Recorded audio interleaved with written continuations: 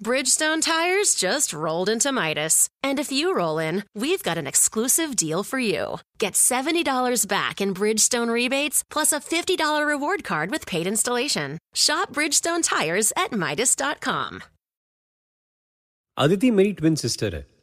सिर्फ 2 मिनट बड़ी है, लेकिन बिहेव ऐसे करती है जैसे पूरे 2 साल बड़ी हो। हम दोनों के बीच एक अजीब इक्वेशन है। हम एक दूसरे को कुछ ना भी बताएं, पर हम एग्जैक्टली समझ सकते हैं कि दूसरे के मन में क्या है।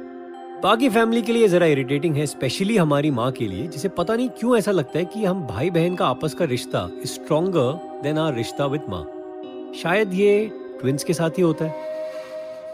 ओए छोड़ू, तू तैयार नहीं हुआ? यार मैंने कह दिया मैं नहीं आ रहा हूँ। क्या है, अपनी बहन के लिए इतना भी नहीं कर सकता? पानी चाहिए, पिला सकता हूँ, लेकिन तुझे फ्ली मार्केट नहीं लेकर चलने वाला। लेकर चलने को कौन कह रहा है? साथ चलने को कह रही हूँ, कंपनी देने को। तो ढूंढ लेना कोई और कंपनी, उम्र हो गई तेरी। हाँ ढूंढ लूंगी, फिलहाल अभी की बात कर रही हूँ। प्लीज यार, तेरे साथ शॉपिंग पे जाना बहुत बोरिंग है अदिति। अब भी तेरी कोई गर्लफ्रेंड आकर कहेगी ना तो फौरन चल देगा।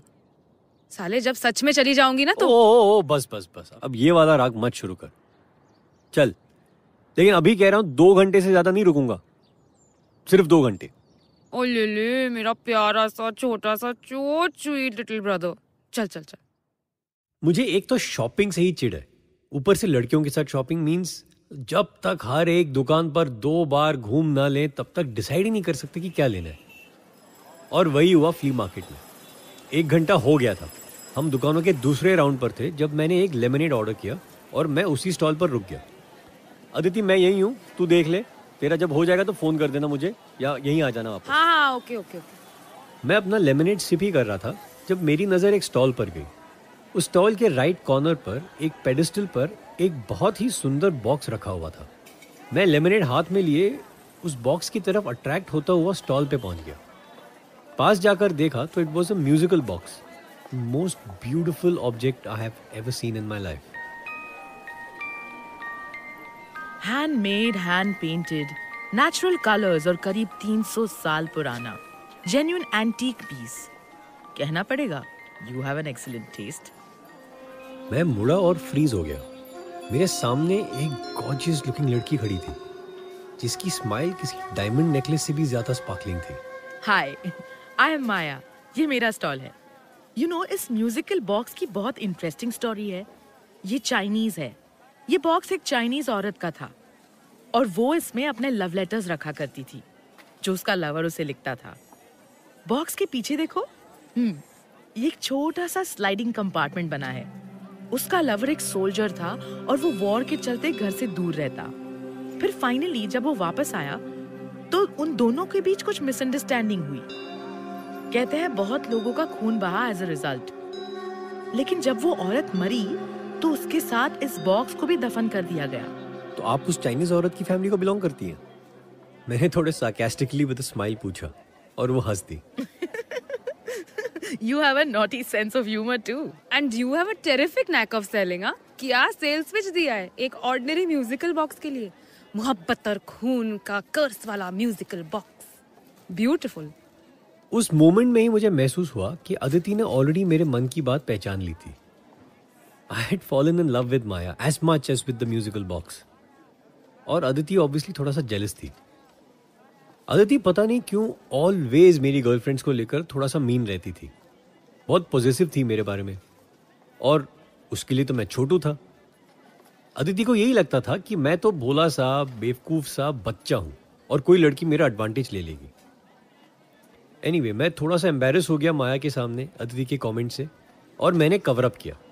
हाय, आई एम तरुण और ये मेरी ट्विन सिस्टर है Aditi, my guardian also. Aditi, Maya. Oh, twin sister, no wonder possessive है। आप ये बॉक्स पैक कर दीजिए, I will buy this. Really? तुम कब से ऐसी चीजों पे फिदा होने लगे छोटू? मैंने म्यूजिकल बॉक्स को खोला और उसकी धुन सुनाई, and for a moment Aditi भी वो धुन सुनकर खो गई। She was mesmerized. मैंने कहा, हो गई ना तू भी फिदा? It's just beautiful, मान ले, सही चीज मिली है। अदिति ने कुछ नहीं कहा। She was still lost. और तभी, और तुम्हें आज के बाद भी कभी अफसोस नहीं होगा ये बॉक्स लेने का। ये बिल, ये मेरा कार्ड और पीछे मेरा नंबर लिखा है। थैंक्स। आई थिंक माया भी समझ गई थी कि अगर वो अपना नंबर नहीं भी लिख कर देती तो मैं कुछ ही दिनों में कहीं ना कहीं से निकाल लेता। हम बॉक्स लेकर घर वापस आए। सरप्राइजिंगली धुन सुनने के बाद से अदिति ने कुछ नहीं कहा, पूरे रास्ते भर चुप रही और मैं भी चुप ही था। मैं माया की स्माइल भुला ही नहीं पा रहा था और बार बार उसका कार्ड और उस पर उसी के हैंडराइटिंग में लिखा हुआ उसका नंबर देखे जा रहा था। घर पहुंचते ही मैंने सोचा छोड़ो शर्म लिहाज और मैंने माया को फोन किया और हमने नेक्स्ट डे शाम को कॉफी पे मिलने का प्लान बनाया। पता नहीं, माया को मिलते ही मुझे कुछ अजीब लगा। I can't explain, I mean मैं उसे जानती भी नहीं, लेकिन मैं तरुण को लेकर पॉजिटिव हूँ, मेरा भाई है वो। हो सकता है माया बहुत अच्छी लड़की हो, लेकिन अभी फिलहाल I was feeling very uncomfortable. उस दिन पूरे टाइम मैं बस उस म्यूजिकल बॉक्स की धुन ही सुनता रहा और रात एज आई फेल अस्लीप मैं माया के बारे में ड्रीम करने लगा। ड्रीम में मैं बस माया को किस करने ही वाला था जब तरुण! अदिति की चीख सुनाई दी और मेरी आंख खुल गई। मैं दौड़ा अदिति के बेडरूम की तरफ। वो बेड पर बैठी थी और डर उसके चेहरे पर दिखाई दे रहा था। पसीने में भीगी हुई वो जोर जोर से सांस ले रही थी। क्या हुआ? कोई मुझे मार रहा था। क्या? सपना था माया। और ये कहते ही Aditi give me a dirty look. मैं बिलीव नहीं कर पा रहा था कि मेरे मुंह से माया का नाम कैसे निकला। तरुण, मैं बता रही हूँ, ये लड़की सही नहीं है। उसने ऑलरेडी तुझ पर कंप्लीट कंट्रोल कर लिया है। प्लीज उस म्यूजिकल बॉक्स को फेंक दे। Something is not right. क्या बकवास कर रही है यार? बुरा सपना देखा है तूने बस। सॉरी मैंने तुझे माया कहा, बट नहीं तरुण, मैं इसलिए नाराज नहीं हूँ। सपने में जो भी मुझे मार रहा था उसकी शक्ल तो मुझे दिखाई नहीं दे रही थी, लेकिन वो धुन तरुण, तेरे म्यूजिकल बॉक्स वाली वो धुन प्ले हो रही थी पीछे। हाँ तो इतनी बार धुन सुन चुकी हो थैंक्स टू मी। ड्रीम्स में भी यही होता है ना, reality gets mixed up with our fears और हेट्रेड। उस रात के बाद तरुण और मेरे बीच बात बात पर आर्ग्यूमेंट शुरू हो गए। अगले 2 महीने में 3 बार हम बहुत बुरी तरह से लड़े। ऐसा पहले कभी नहीं हुआ था। तरुण रेगुलरली माया से मिल रहा था and he was very happy. मुझे भी इस बीच कोई मिल गया, मोहित मेरा पहला बॉयफ्रेंड नहीं था और मैं तरुण की तरह किसी पर भी यूं ही फिसलती नहीं। लेकिन मोहित की सबसे अच्छी बात मुझे ये लगी कि पहले ही मुलाकात से he was very honest with me. Mohit settle होने की प्लानिंग कर रहा था and he was very serious about our relationship. उसने मुझे पहले से ही अपने बारे में, अपने फैमिली के बारे में सब बता दिया था और धीरे धीरे मुझे मोहित अच्छा लगने लगा। आई डिसाइडेड मैं मोहित से ही शादी करूंगी। ये डिसाइड करने के बाद मैंने मोहित को तरुण से मिलवाया और तरुण माया को साथ लेकर आया मोहित से मिलने। सच कहूं तो मुझे मोहित बहुत अच्छा लगा। अदिति के लिए इससे बेटर मैच मिल ही नहीं सकता था। They were made for each other. Mohit से मिलने के बाद मैं माया को उसके घर ड्रॉप करने जा रहा था जब तरुण, मुझे कुछ कहना तो नहीं चाहिए। I mean, ये तुम्हारे फैमिली का मामला है, लेकिन मैं अपना फर्ज मानती हूँ तुम्हें ये बताना। अदिति को डेंजर है। देखो, मैं एंजल रीडर भी हूँ। It's a god's gift. कैसा डेंजर है अदिति को? अदिति का ये रिश्ता, उससे मोहित से शादी नहीं करनी चाहिए। क्यों? देखो, मैं यूं ही कुछ ज्यादा नहीं कहना चाहती। अगर मैं अदिति के साथ एक सेशन कर लूं तो क्लियर पिक्चर दे सकती हूँ, लेकिन बिलीव मी, मैं आज तक अपने प्रेडिक्शंस में कभी गलत नहीं रही हूँ। माया की बात सुनकर नेचुरली मैं टेंशन में तो आया। मुझे पता था अदिति कभी नहीं मानेगी उसके साथ सेशन के लिए। इनफैक्ट अदिति को लगेगा कि माया जानबूझकर मुझे भड़का रही है। अदिति वैसे ही माया को लाइक नहीं करती थी, लेकिन मुझे किसी भी तरह ये सेशन करवाना पड़ेगा। आई केयर्ड अबाउट माय सिस्टर। जिस दिन मोहित पहली बार घर आया, उसे भी तरुण का म्यूजिकल बॉक्स बहुत पसंद आया। उस म्यूजिकल बॉक्स की धुन सुनकर वो बस वही गुनगुनाने लगा। और उस शाम जब हम बाहर डिनर कर रहे थे, हमारी पहली फाइट हुई। एक स्टूपिड टिप पर हमारी लड़ाई हो गई। सिर्फ आर्ग्यूमेंट नहीं, लड़ाई। और मैं वही रेस्टोरेंट में उसको भला बुरा सुनाकर निकल गई। पता नहीं मुझे क्या हुआ। और मोहित भी, जो वैसे तो बहुत ही पेशेंट शांत तबीयत का है, उसने भी मुझसे सीधा सीधा ये बोल दिया कि Aditi, you are behaving like an idiot, okay? अगर तुम्हें मेरे टिप छोड़ने से इतनी प्रॉब्लम हो रही है तो लेट्स फॉरगेट दिस रिलेशनशिप यार। उस पल मैं ये इमेजिन भी नहीं कर सकती थी।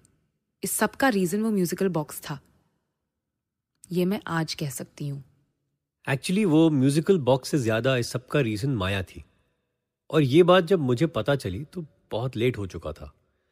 आई मीन, मैंने अदिति को वो सब बताया जो माया ने मोहित और उसकी रिलेशनशिप के बारे में कहा था, और मैंने अदिति से रिक्वेस्ट की कि वो माया के साथ एक सेशन कर ले। सरप्राइजिंगली अदिति मान भी गई। शायद मोहित के साथ हुई फाइट ने उसे बहुत डिस्टर्ब कर दिया था।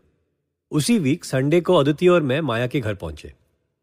मैं माया को बता चुका था कि हम दोनों 2 बजे उसके घर पहुंचेंगे, लेकिन जब हम वहां पहुंचे तो माया कहीं गई हुई थी और उसका मैसेज आया कि वो आधे घंटे लेट होगी, कुछ अर्जेंट काम आ गया है। उसने बताया कि उसकी सर्वेंट घर पर हमारा वेट कर रही थी। माया की सर्वेंट ने हमें पानी सर्व किया और चाय के लिए पूछा। हमने मना कर दिया तो वो थोड़ी देर में निकल गई। अदिति और मैं माया के घर में अकेले थे। अदिति चुप बैठी थी। मैं यहां वहां माया की चीजें चेक करने लगा, उसकी फोटोज, डेकोरेटिव आइटम्स वगैरह। और अचानक मेरी नजर एक फोटो पर गई। उस फोटोग्राफ में एक बूढ़ी औरत खड़ी थी, अकेली, लेकिन वो बिल्कुल माया जैसी लग रही थी। मतलब माया बूढ़ी होकर ऐसी ही लगेगी। मैंने फोटो उठाई और गौर से देखने लगा। पहले मुझे लगा माया की मदर की फोटो होगी, लेकिन जब पास से फोटो को देखने लगा तो उस बूढ़ी के हाथ पर एक टैटू था, बिल्कुल जैसा माया के हाथ पे है। और माया की राइट आई के ऊपर एक हल्की सी बचपन की चोट का निशान है। उसने बताया था कि जब वो 5 साल की थी तब वो बिस्तर से गिर गई थी। फोटोग्राफ में इस बूढ़ी औरत के भी सेम टू सेम निशान था राइट आई के ऊपर। मुझे बहुत स्ट्रेंज लगा। ऐसा कैसे हो सकता है? सेम टैटू तो समझ में भी आता है, लेकिन सेम चोट का निशान भी? कौन थी ये औरत? और तभी डोरबेल बजी और फिर जैसे किसी ने डोर के लॉक में चाबी लगाई, उसकी साउंड आई। मैं पलटा और माया एंटर हुई और मेरे हाथ में फोटो देखकर वो रुक गई। उसके चेहरे का रंग उतर गया और उसने ना हाय कहा ना हेलो, सीधा किचन के अंदर चली गई और एक नाइफ लेकर आई। अपने बैग से एक एप्पल निकालकर काटने लगी। मैंने पूछा, क्या हुआ माया, बहुत भूख लग रही है? ना हाय कहा ना। नहीं, तुम लोग इतनी देर से वेट कर रहे हो ना, मैंने सोचा पहले कम से कम एक एप्पल तो खिला दूं। क्या मजाक कर रही हो?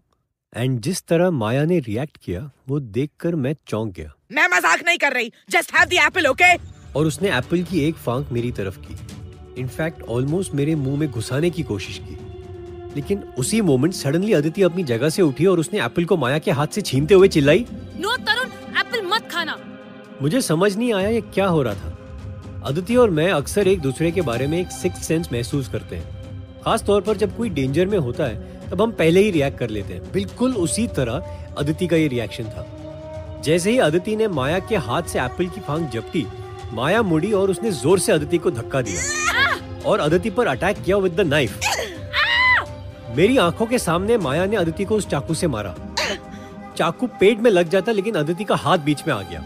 मैं माया पर कूदा और मैंने माया को पकड़कर पीछे खींचा। क्या कर रही हो माया, हैव यू लॉस्ट इट? और माया ने मुड़कर चाकू मेरे पेट में घुसा दिया। नो तरुण! मैं अपना पेट पकड़े पीछे को गिरा और मैंने अपनी आंखों से देखा जैसे ही अदिति मेरी तरफ बढ़ी, माया ने अदिति के पेट में भी चाकू दे मारा।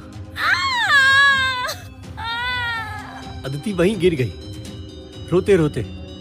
घसीटते हुए वो मेरे पास पहुंची और मैंने माया की तरफ देखा। मेरे सामने माया का रूप बदलने लगा।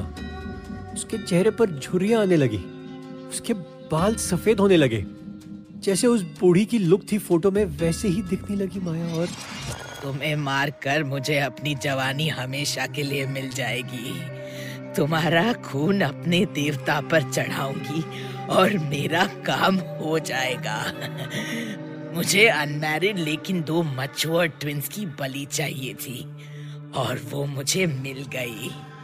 प्लान मेरा तुम दोनों को इस तरह मारने का तो नहीं था, लेकिन तुमने मुझे मजबूर किया।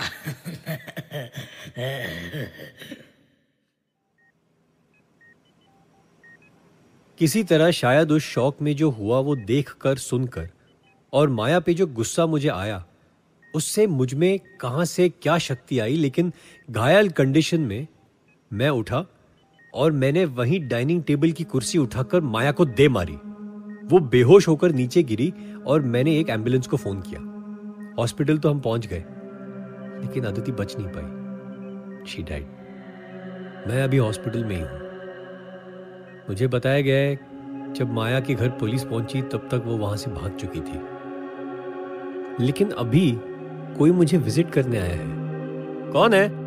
हाय तरुण,